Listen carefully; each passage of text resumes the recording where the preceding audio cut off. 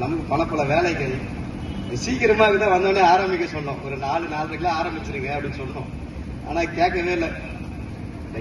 சந்தோஷம் தான்.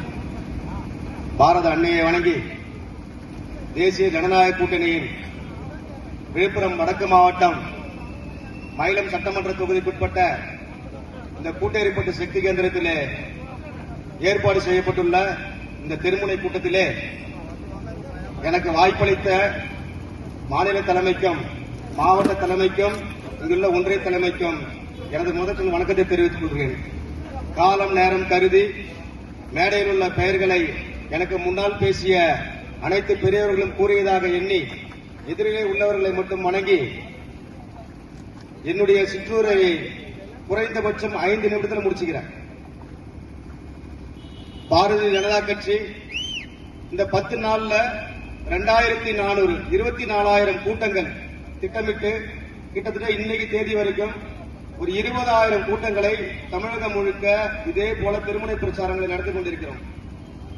நாங்க என்ன டாபிக் வச்சு திருமுனை கூட்டம் நடத்துறோம் அப்படின்னு சொன்னாக்கா, நீங்க பார்த்த மாதிரி நாளை நமது தமிழ்நாடும் நமது. அதே போல இந்த திருட்டு திராவிட தீய சக்தி ஒரு டாபிக் வச்சு கூட்டம் நடத்திட்டு இருக்காங்க. தமிழ்நாடு போராடும், தமிழ்நாடு வெல்லும். அடுத்த ஒரு கூட்டம் தலைப்பு வச்சிருக்காங்க, தமிழகத்தை தலைகுனிய விடமாட்டேன் அப்படின்னு போட்டு பெருசா ஸ்டாலின் படத்தை போட்டு வச்சிருக்காங்க. தமிழக முதல்வர்களே, உங்களுக்கு மனசாட்சி இருக்கிறதா? அப்பட்டமா போய் சொல்றீங்க தமிழக முதல்வர்களே. தமிழ்நாடு போராடும், தமிழ்நாடு வெல்லும் சொல்றீங்க. இது வேணா உண்மை, நான் ஏத்துக்குவேன். ஆனா தமிழகம் தலைகுனிய விடமாட்டேன்னு சொல்றீங்களே தமிழக முதல்வர்களே, உங்களுக்கு வெக்கமா இல்ல? எப்படி தமிழக முதல்வர்களே இந்த மாதிரி பொய் பேச பழகுறீங்க? திமுகனாலே பொய் என்று தெரியும். ஆனால் முதல்வர் ஆனதுக்கு அப்புறம் கொஞ்சமா திருந்துவீங்கன்னு பார்த்தோம். இந்த 4.5 வருஷம் நீங்க சொன்ன பொய் கொஞ்சம் நெஞ்சம் இல்ல. தமிழக முதல்வர் தமிழ்நாடு தலைகுனியாதுன்னு சொல்றீங்களே, உங்களுடைய ஆட்சி நிர்வாகத்துல, அதாவது சாதாரண பொதுமக்கள் ரோட்டுக்கு போராட்டம் பண்றது ஒரு ஜனநாயக உரிமைன்னு நம்ம சொல்றோம். ஆனா அரசு ஊழியர்கள் ரோட்டுக்கு போராடுறது நீங்க என்ன சொல்லுவீங்க? அது ஜனநாயக உரிமையா? அது ஆட்சி நிர்வாகம் திறனற்ற சூழலை நீங்க செய்யறதுக்கு, ஆனா சூழலை அவங்க வெளிப்படுத்தலையா? உங்களுடைய வெக்கங்கெட்ட தரங்கெட்ட ஆட்சி நிர்வாகத்தினால இன்றைக்கு பள்ளி மாணவர்கள் ரோட்ல இறங்கி போராடிட்டு இருக்காங்க. தமிழக முதல்வர்களே, நீங்க எப்படி தமிழகம் தலை நிமிருதுன்னு சொல்லி தலை நிமிர்ந்து நாங்க வச்சிருக்கோம், தமிழகத்தை தலைகுனிய விட மாட்டோம்னு எப்படி நீங்க சொல்றீங்க? அரசு ஆசிரியர்கள் போராட்டத்துக்கு வந்துட்டாங்க. பள்ளி மாணவர்கள், அரசு ஆசிரியர்கள் அப்படியே தொடர்ந்து பாத்தீங்கன்னு சொன்னா, மருத்துவக் கல்லூரி மாணவர்கள், மருத்துவர்கள், செவிலியர் தாயார்கள், இவர்கள் ஒரு பக்கம் ஆரம்பிச்சுட்டே இருந்தாங்கன்னா, அரசுடைய பொதுப்பணித்துறை ஊழியர்கள், போக்குவரத்து பணித்துறை ஊழியர்கள், இவர்களை தொடர்ந்து தூய்மை பணியாளர்கள். நீங்க இவங்க எல்லாரோட கோரிக்கை கூட கொஞ்சம் பெருசு சார். ஆனா தூய்மை பணியாளர்கள் கோரிக்கை என்ன கேட்கிறாங்க? நிரந்தர சம்பளம், நிரந்தர பணி வாய்ப்பு, குறைஞ்சபட்சம் அவங்க வேலை செய்யக்கூடிய பாதுகாப்பு உபகரணங்கள் செய்யறதுக்கு. இதை செய்து கொடுக்க வக்கில்லாத இந்த திராவிட முன்னேற்ற கழகம் அரசாங்கம் இருந்து என்ன இல்லாத பயன் என்ன? 4 நாள் தூய்மை பணியாளர் நம்ம வீதிக்கு வரலன்னு சொன்னாக்கா, தமிழக முதல்வர் அவர்களே, நீங்க வீடும் நாரிடம், தமிழ்நாடும் நாரிடம். அப்படிப்பட்ட தூய்மை பணியாளர்கள் நீங்க களத்துக்கு வர வச்சுட்டீங்க. நீங்க தமிழகத்தை தலைகுனிய விடமாட்டேன்னு சொல்றீங்க. எப்படி சொல்றீங்க ஸ்டாலின் சார்? ஏன் இப்படி போய் சொல்றீங்க? பள்ளி மாணவர்கள்ட்ட இன்னைக்கு எளிமையா கஞ்சாவை கொண்டு கொடுத்துட்டீங்க.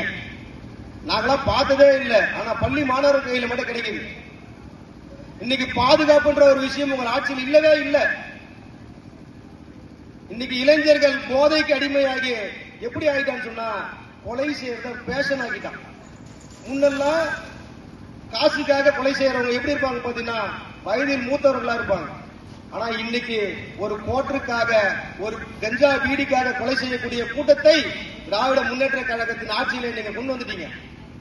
என்ன வெக்கமே இல்லாம நீங்க தமிழக மக்களை ஏமாத்திட்டு இருக்கீங்க. தமிழக முதல்வர் அவர்களே, மனசாட்சி இருக்கா? ஒரு தாயாச்சும் வீட்டில் நிம்மதியா இருக்க முடியுதா தமிழக முதல்வர் அவர்களே? அனைத்து இந்திய அண்ணா திராவிட முன்னேற்ற கழகம் 10 ஆண்டுகள் ஆட்சி செய்தது. அப்புறம் நான் மாணவன், காலையில ஸ்கூலுக்கு போயிட்டு மாலை 4 மணிக்கு வீட்டுக்கு வரக்கூடிய பள்ளி மாணவர்களாகட்டும், கல்லூரி மாணவர்களாகட்டும், பெற்றவங்க பயந்ததே கிடையாது. அப்படியே குறிப்பா என்ன சொல்லுவாங்க, பெண் பிள்ளை மட்டும் சீக்கிரமா வாங்க, பாதுகாப்பா இருக்குன்னு சொல்லுவாங்க. ஆனா இன்னைக்கு என்ன நிலைமை தெரியுமா? பெண் பிள்ளை பாதுகாப்பா வான்னு சொன்ன காலம் போய் உன்னுடைய 4.5 ஆண்டுகள் ஆட்சியில ஆண் பிள்ளையை பார்த்து பார்த்து வளர்க்க வேண்டிய சூழல் ஆயிடுச்சு. ஆண் பிள்ளைகளை பாதுகாப்பா வாங்கன்றாங்க. 4:30 மணிக்கு மேல ஆச்சுன்னா பிள்ளைகளை தேடுறாங்க. அப்படி ஒரு பாதுகாப்பற்ற ஒரு ஆட்சியாக நீங்க கொடுத்துட்டு இருக்கீங்க. மாணவர்கள்ட்ட போதை வசதிகளை கொடுத்த மாதிரி இன்றைக்கு கொடுமையான சூழல் செஞ்சிருக்கீங்க. பெண்கள் சின்ன சின்ன குழந்தைகளை கற்பழிக்கக்கூடிய சூழல். என்ன தைரியம்? ஆட்சி நிர்வாகம், காவல்துறை உங்க கிட்ட தானே இருக்கு. ஒரு அடக்குமுறையை, ஒரு நேர்மையான ஒரு பாதுகாப்பான ஒரு அரசாட்சியை உங்களால கொடுக்க முடியலையே. உங்க வீட்டுல இதே மாதிரி 2 வயசு குழந்தைக்கு ஏதாவது ஒண்ணு ஆச்சுன்னா நீங்க கவர்மெண்ட் பார்த்துட்டு சும்மா இருப்பீங்களா? தமிழக முதல்வர்களே, உங்களுக்கு ஓட்டு போட்ட மக்கள் நாங்க மட்டும் எக்கேடு கேட்டாலும் பரவாயில்லை, அப்படித்தானே? இப்ப பாத்தீங்கன்னா சமீபமா 5000 ரூபாய் கொடுத்ததை பத்தி அனைத்து அண்ணன்களும் சொல்லிட்டு இருக்காங்க. இந்த 5000 ரூபாய் யாரோட காசு? பட்டியல் சமூக மக்களுக்காக ஒதுக்கப்பட்ட 6500 கோடி ரூபாய். அந்த 6500 கோடி ரூபாய் எடுத்துதான் இந்த மகளிருக்காக எல்லாருக்கும் சமம் 1000 ரூபாய் கொடுக்குறேன்னு சொல்லிட்டு இன்னைக்கு அதன் தொடர்ச்சியாக 28 மாதம் கொடுக்காம அதற்கு பிறகு ஆரம்பித்து இன்னைக்கு கொடுத்துட்டே வந்து இப்ப கடைசி 3 மாசம் அட்வான்ஸும் தேர்தலுக்காக 2000 சேர்த்து கொடுக்குறீங்க. இது நீங்க செஞ்சிட்டீங்க. என்னோட கேள்வி யாருக்கு தெரியுமா? உங்களுடைய கூட்டணி கட்சியில் இருக்கக்கூடிய விடுதலை சிறுத்தை கட்சியின் தலைவர் தொல் திருமாவளவன் அவர்களுடைய கேள்வி. எங்கேயோ அங்கொன்னு இங்கொன்னு நடக்கக்கூடிய சூழலை பார்த்து ஒதுக்கிறீங்களே திருமாவளவன் அவர்களே, உங்கள் பட்டியலின சமூக மக்களுக்காக ஒதுக்கப்பட்ட ஒரு தொகையை உங்கள் கூட்டணி கட்சி முதல்வர் எடுத்து எல்லாருக்கும் கொடுத்துட்டாரு. ஏன் கேட்கல? உங்களுக்கு எந்த அக்கறையும் கிடையாது. இந்த சமூக மக்களை வைத்து வியாபாரம் செஞ்சுட்டு இருக்கிறீங்க. நேத்து பார்த்தேன், எங்க ஊர் பக்கத்துல இதே மாதிரி ஒரு நிகழ்ச்சி நடந்துட்டு இருந்தது. விடுதலை சிறுத்தை கட்சி தோழர்கள் வந்து பயங்கரமா பிரஷர் பண்ணி சண்டை போட்டுருந்தான். நீங்க வந்து அம்பேத்கரை பத்தி பேசக்கூடாது அப்படிங்கிறான். எனக்கு ஒண்ணும் புரியல. பாரத பிரதமர் நரேந்திர மோடி அவர்கள் அம்பேத்கர் வழியில் ஆட்சி செய்யற, அம்பேத்கரை போற்றுதலுக்கும் பாராட்டுதலுக்கும் உரிய ஒரு சூழலாக கொண்டு வந்தவர் பாரத பிரதமர் நரேந்திர மோடி அவர்கள். இன்றைக்கு நீங்க நிறைய பேர் கொள்கை தலைவராக வச்சிருக்கலாம். ஆனா அந்த பாரத பிரதமர் நரேந்திர மோடி அவர்கள் என்ன செஞ்சார் தெரியுமா? அவருடைய பிறந்த இடம், வாழ்ந்த இடம், வளர்ந்த இடம், படித்த இடம், மறைந்த இடம் சொல்லிட்டு 5 இடத்த பஞ்ச தீர்த்தம் சொல்லி 5 இடத்துலயும் அவருக்கு தேவையான மாளிகை அமைத்து வரக்கூடிய காலகட்டங்களில் இப்படி ஒரு புரட்சிகரமான மனிதர் வாழ்ந்தார் என்பதற்கு அடையாளமாக செஞ்சிருக்காங்க. அதுல குறிப்பாக அவர் வெளிநாடு சென்று படிக்க செல்லக்கூடிய அந்த இடத்த அந்த நாட்டு அரசாங்கத்திட்ட பேசி அதை நம்ம இந்திய அரசாங்கம் வாங்கி அங்கேயும் ஒரு நினைவு மண்டபம் கட்டுவிட்டு, இப்படி பாரத பிரதமர் நரேந்திர மோடி அவர்கள் அம்பேத்கரின் வழியில ஒரு நல்ல ஆட்சி கொடுத்துட்டு இருக்காரு. தமிழகம் முழுக்க அம்பேத்கர் சிலை நம்ம நிறைய இடத்துல பாக்குறோம். விதவிதமான உயரங்கள்ல விதவிதமான முகம் வடிவில பாக்குறோம். ஆனா பாரத பிரதமர் நரேந்திர மோடி அவர்கள் ஒரு திட்டம் பண்றாங்க. டெல்லியில அம்பேத்கருக்காக ஒரு அழகான ஒரு பெரிய மாளிகையை கட்டுறாங்க. அந்த நூலகமும் மாளிகையும் கலந்த ஒரு சூழல்ல திறப்பு விழா பண்ணலாம்னு அதிகாரிகள் சொல்றாங்க. ஆனா அவர் என்ன சொல்றாரு, இல்ல அவரோட வரலாற்று திட்டங்கள் எல்லாம் நீங்க காமிச்சிட்டீங்க, பில்டிங் எல்லாம் கட்டிட்டீங்க, எல்லாம் சரியா இருக்கு. ஆனா எனக்கு ஒரு குறை இருக்கு, அதை செஞ்சதுக்கு அப்புறம் தான் நான் திறப்பு விழாவுக்கு வருவேன் அப்படின்னு சொல்றாரு. ஒரு அம்பேத்கருடைய ஒரு முழு உருவத்தை இங்க சிலையா வச்சதுக்கு அப்புறம் தான் நான் திறப்பு விழாவுக்கு வருவேன்னு ஒத்துக்கிறாரு.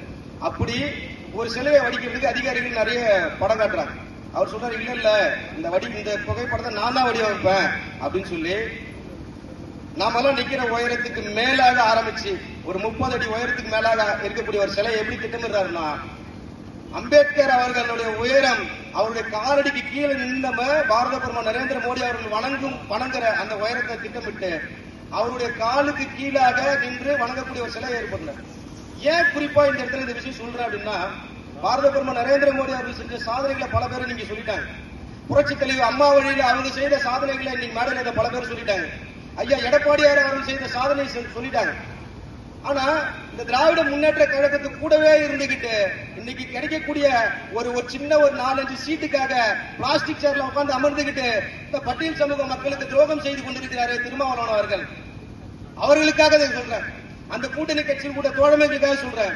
சகோதரர்கள் இன்னைக்கு எங்களுக்கு கேட்டாங்களே, மோடியை பத்தி பேசக்கூடாது, நீங்க வந்து அம்பேத்கரை பத்தி பேசக்கூடாதுன்னு சொன்னாங்க எங்களுக்கு ஒரு கூட்டத்தில். அதனால நினைவுபடுத்தி இந்த இடத்துல பதிவு பண்றேன். பாருங்க, இப்படிப்பட்ட ஒரு உன்னதமான தலைவர் இருக்கக்கூடிய ஒரு ஆட்சி செய்யக்கூடிய ஒரு காலகட்டத்தில் இன்னைக்கு தேசிய ஜனநாயக கூட்டணி ஒரு கூட்டணி அமைத்து ஐயா எடப்பாடியார் அவரை கூட்டணிக்கு தலைவராக நியமித்து இன்னைக்கு திருமண கூட்டங்கள் நடந்துட்டு இருக்கு. உங்களை பத்தி தோல் உரித்து காட்டணுன்றதுக்காக தான் ஸ்டாலின் சார் நாங்க இந்த திருமண கூட்டம் நடத்திட்டு இருக்கோம். எல்லாருக்கும் திட்டங்கள் பத்தி தெரியும், செஞ்ச சாதனைகள் பத்தி தெரியும். ஓரணி தமிழ்நாடுன்னு சொல்றீங்க. உங்களுடைய ஓரணியும் எங்களுடைய ஓரணியும் கம்பாரிசன் பண்ண முடியுமா? மோத முடியுமா? பேசிக்கலாமா? எங்களுடைய ஓரணியில புரட்சி தலைவி அம்மா வழியில வந்த ஐயா எடப்பாடியார் ஒரு விவசாயியின் மகனை நாங்க கூட்டணி கட்சி தலைவரா வச்சிருக்கோம். உங்க கூட்டணி கட்சி தலைவர் யார் இருக்கீங்க? 4.5 வருஷம் இந்த தமிழக மக்களை ஏமாற்றி அவர்கள் ரத்தத்தை உறிஞ்சி தின்ன நீங்க தான் கூட்டணி கட்சியின் தலைவரா இருக்கீங்க.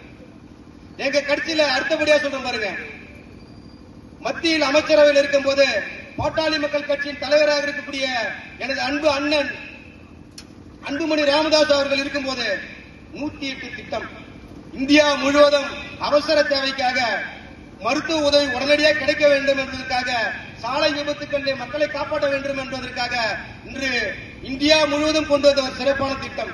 அதை நீ ஸ்டிக்கர் ஓட்டி திரிகிற செஞ்சுட்டு போ. ஆனால் அப்படிப்பட்ட ஒரு நல்ல திட்டத்தை கொண்டு வந்த மாமனிதர் இருக்கக்கூடிய கூட்டணி. இந்த மயிலம் சட்டமன்றம் வன்னிய பெருமக்கள் அதிகமாக வாழக்கூடிய சட்டமன்றம்.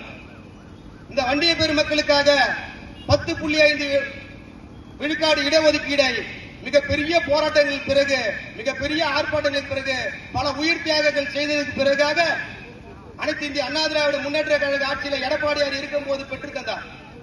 இப்படிப்பட்ட ஒரு பெருமையான தலைவர்களை கொண்ட கூட்டணி. அதற்கு மேலாக ஐஜேகேவின் தலைவர் கொண்டால் சிறந்த கல்வி நிறுவனங்களை நடத்தி மக்களுக்காக நல்ல இளைஞர்கள் வர வேண்டும் என்று, நல்ல கல்வியை தர வேண்டும் என்று உயர்தர கல்வியை கொடுக்கக்கூடிய ஒரு தலைவர் ஐயா ஏசி சண்முகம் அவர்களும் அதே போல பல கல்வி நிறுவனங்களை நிறுவி பல மாணவர்களை இந்தியாவின் எதிர்காலமாக உருவாக்கி கொண்டிருக்கக்கூடிய தலைவர். இப்படி எங்களுடைய கூட்டணி கட்சியில சொல்லணும்னு சொன்னா எல்லாரும் நீதியும் நேர்மையும் நியாயமா வாழக்கூடிய ஒரு கூட்டணி கட்சி தலைவர்கள். உங்க கூட்டணியில் சொல்ல முடியுமா? உங்க கூட்டணியில் கம்யூனிஸ்ட் பாரத தேசத்துக்கு நேரெதிராக செயல்படக்கூடிய ஒரு கட்சி, விடுதலை சிறுத்தைகள் கட்சி நேர் எதிராக செயல்படக்கூடிய கட்சி. உங்கள் கூட்டணியில் இருக்கக்கூடிய அத்தனை மதசார்பு என்று சொல்லக்கூடிய அத்தனை கட்சிகளும் இந்த ஜனநாயகத்துக்கு எதிராக செயல்படக்கூடிய கட்சி. அதனாலதான் இந்த நேரத்தில் என்ன ஆனாலும் பரவாயில்லன்னு சொல்லி எங்களுடைய மாநில தலைவர் அண்ணாமலை அவர்களுடைய தலைமையில நயினார் நாகேந்திரன் அண்ணன் இப்படி ஒரு 24,000 கூட்டத்தை தமிழக மக்களிட சொல்லணும், உறக்க சொல்லணும்னு சொல்லிட்டு தான் வந்திருக்கோம். தேர்தல் நம்ம இதுக்கு முன்னாடி கூட்டணி பார்த்திருப்போம். கடைசி நேரத்தில் ஒன்னாவும் தேர்தல் முடிஞ்ச பிரிஞ்சிரும். ஆனா இது கொள்கை கூட்டணி, நேர்மையான கூட்டணின்றதுனால மத்திய அமைச்சர் உள்துறை அமைச்சர் அமித்ஷா அவர்கள் 6 மாதத்திற்கு முன்பாகவே இந்த கூட்டணி நிறுவிட்டாங்க. அனைத்து இந்திய அண்ணா திராவிட முன்னேற்ற கழகமும் பாரதிய ஜனதா கட்சியும் பாமகவும் கிட்டத்தட்ட பாத்தீங்கன்னா எல்லாமே ஒரு சேர்ந்த கட்சி. எல்லா கட்சிக்கும் பாத்தீங்கன்னா சித்தாந்தமும் கொள்கையும் கிட்டத்தட்ட எல்லாமே ஒத்து போகக்கூடிய கட்சி. அதனாலதான் மதிப்புக்குரிய சகோதரர் அவர்களே, நீங்கள் பேசக்கூடாது, பேசுறதுதான் நாங்க வந்திருக்கிறோம். ஆமா, முடிஞ்சது பண்ற முடிஞ்சது பண்ற. அப்படி இந்த அல்லக்கைகளையும் திருட்டு திராவிட கும்பல்கள் ஏறிவிட்டு இது பல செயல்கள் செய்து கொண்டிருக்கிறது. ஆக பாரதிய ஜனதா கட்சி இன்றைக்கு உலகம் முழுக்க ஒரு நற்பெயரை சம்பாதிக்கக்கூடிய 20 கோடி தொண்டர்களை கொண்டு இன்றைய உலகம் முழுக்க நற்பெயரை சம்பாதித்து வைத்திருக்கிற பாரத பிரதமர் நரேந்திர மோடி அவர்கள் தலைமையிலே இன்று தமிழகத்திலே ஒரு நல்ல ஆட்சியை கொண்டு வருவதற்காக, இந்த மக்களின் கண்ணீரை துடைப்பதற்காக, இதற்கு மேல் ஏழை மக்கள் கஷ்டப்படக்கூடாது என்பதற்காக, இளைஞர்கள் ஒழுக்கம் மீறக்கூடாது என்பதற்காக ஒரு நல்ல கூட்டணியை, அழகான கூட்டணியை, பாதுகாப்பான கூட்டணியை கொண்டு வந்து தமிழக மக்களின் விடியல் போலி விடியலாக சொல்லக்கூடிய இவர்களிடமிருந்து ஒரு நல்ல விடியலை கொடுக்க வேண்டும் என்பதற்காக இந்த கூட்டணி ஏற்பாடு செஞ்சிருக்கிறார். இவர்களுக்கு மது விலக்கு என்பது டார்கெட் கிடையாது, மது இலக்கு என்பதுதான் டார்கெட். இவர்கள் மது விலக்கு என்று சொல்லிவிட்டு செய்ததே இல்லை. ஆனா மாவட்டம் தோறும் மதுவை இலக்காக வைத்திருக்கிறார்கள். இப்படிப்பட்ட ஒரு சூழல்ல தவறான ஆட்சியை நாம் எல்லாம் களைய வேண்டும் என்பதற்காக ஒரு நல்ல அருமையான கூட்டணியை செய்திருக்கிறார்கள். இவர்களுடைய ஆட்சியில இன்னும் ஒரே ஒரு துறை மட்டும்தான் போராடாத துறை, அது காவல்துறை. அந்த காவல்துறை அதிகாரிகள் மட்டும்தான் இன்னும் வீதிக்கு வந்து அரசை எதிர்த்து போராடவில்லை. மற்ற அனைத்து துறை அதிகாரிகளை போராடி கொண்டிருக்கின்றனர். அப்பனா என்ன ஆட்சி என்ன சொல்லுது? உன் ஆட்சி கொடுங்கோல் ஆட்சி, முதல்வர் ஆடக்கூடிய ஸ்டாலின் ஆளக்கூடிய ஆட்சி கையாளாகாத ஆட்சி, உன்னோட ஆட்சி தேவையில்லை அப்படின்னு பொதுமக்கள் சொல்றாங்க இல்லையோ, உன்னுடைய அரசு துறை சேர்ந்த அனைத்து அதிகாரியும் சொல்றாங்க. எப்பவுமே பாத்தீங்கன்னு சொன்னா தேர்தல்ல அடுத்த ஆட்சி மாற்றம் வர்றத ஒரு சூழல் வச்சு கண்டுபிடிக்கலாம். எப்படி நிலநடுக்கெல்லாம் வரும்போது பறவைகள் சிமிக்கைகள் கொடுக்குதோ, ஆட்சி மாற்றம் வரும்போது அதிகாரிகள் பார்த்தீங்கன்னா சிமிக்கைகள் கொடுப்பாங்க. அவர்கள் பாத்தீங்கன்னு சொன்னா அவங்க சிமிக்கைகள் எப்படியா இருக்குன்னா அடுத்து வரக்கூடிய ஆட்சி யாருதுன்னு முடிவு பண்ணி அவங்களுக்கு ஃபேவராவே இருப்பாங்க. நிறைய விஷயங்களை தளர்வு செய்வாங்க. அப்படியே ஆதரவு செய்யக்கூடிய ஒரு சூழல் இருக்கும். இப்படி இன்னைக்கு பாத்தீங்கன்னு சொன்னா உங்களோட திருட்டுத்தனம் செஞ்ச அதிகாரிகளா இருந்தாலும் சரி, நேர்மையாக இருக்க அதிகாரிகளா இருந்தாலும் சரி, நேர்மையா இருக்க அதிகாரி வரக்கூடிய ஆட்சி எனக்கான ஆட்சி என்றும் உன்னோடு கூட்டு கலவனையாக இருந்த அதிகாரிகள் இல்ல நம்ம அவங்க கூட போய் சேர்ந்துக்கணும், இல்லைன்னா நமக்கும் சிறை உண்டு என்று தெரிந்து கொண்டு இன்று அதிகாரிகள் கூட முடிவெடுத்தார். அப்ப என்று அதிகாரிகள் முடிவெடுத்து விட்டார்களோ ஆட்சி மாற்றம் நிச்சயம் உறுதி. நான் இங்கே சில பொது பிரச்சனைகளை மட்டும் சொல்லிக் கொண்டு என்னுடைய உரையை நிறைவு செய்யலாம்னு நினைக்கிறேன்.